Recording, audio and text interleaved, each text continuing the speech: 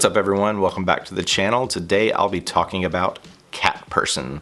This movie came out in 2023, it is now streaming on Hulu. I first heard about this movie through a film festival that it aired at during that year. It was one, I definitely wanted to go to it, I just wasn't able to attend, but when I saw the lineup of what was coming out, this one seemed very interesting, mostly because it stars Nicholas Braun, which during this time, was when Succession was wrapping up. So the height of Succession, Nicholas Braun was getting put in a lot of different movies, and so that's just the main reason why I wanted to check this out, just because I enjoyed his role in Succession.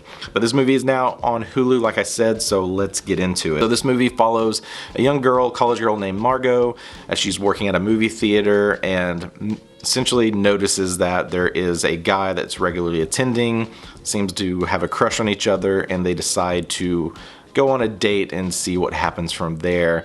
And this movie is very, very awkward and cringy, but it touches on a lot of different subject matters. So this is directed by Susanna Fogel. Looked at her resume, the only thing I was really familiar with was The Spy Who Dumped Me. But this movie is primarily centered around two people, Emilia Jones playing Margot and Nicholas Braun playing Robert.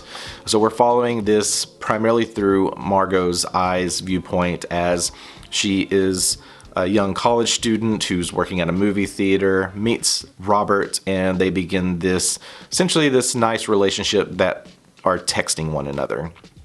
And she has friends that are warning her about, like, be careful of, like, what you say, what you share, like how you respond. It's like basically that game of like where's the ball, whose court is the ball in, right? Who's gonna make the first move? And their conversations early on seem to be nice enough to lead to Margot wanting to go on a date with Robert. And eventually they do. And it is definitely an awkward first date. They don't talk very much. It is doing things that he enjoys doing, which is essentially movies, and it's putting her in this position of like, he's nice, but it's not really what I was expecting, and it becomes this weird dynamic of like, how far do I want things to move? Do I want to see him again? Do things move into more of a physical romance? And that's where a lot of this movie plays out, is that physical connection. And those moments are very, very weird and cringy between the two of them, because you're trying to figure out who these people really are, because there is a ongoing joke in this movie of like, could this guy be a serial killer in disguise? And it kind of puts this tension on Margot of like, do I really trust him? Do I believe what he's saying? Do I think he could be someone violent in a violent nature? Because there is quite a bit of an age difference there.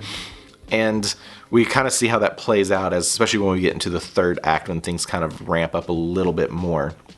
This is a slower paced film, but the acting between these two main people is well enough to keep you engaged to see where things are going to go, because the script, not the greatest. A lot of this dialogue is very bizarre, and this is a movie that is very much like, don't judge a book by its cover.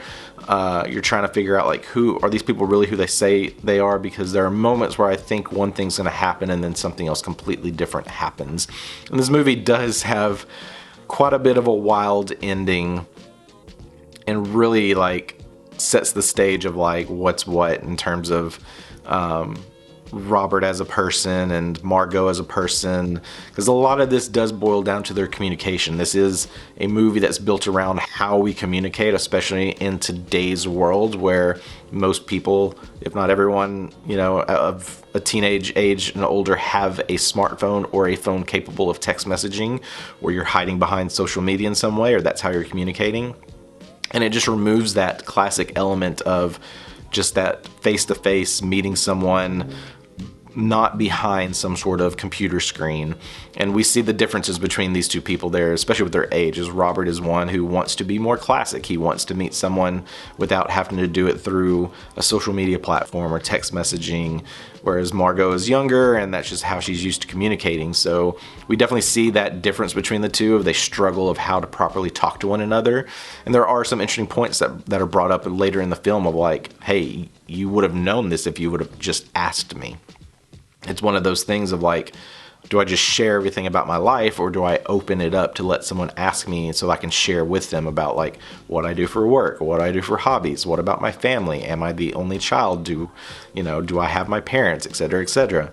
So there's a lot of these key elements that do make this for an interesting watch to think through, but I think the script and the pacing definitely drag this one down, but the acting and just how well they play into a lot of these cringy moments make this for an interesting watch that I do think leads to some good discussion points.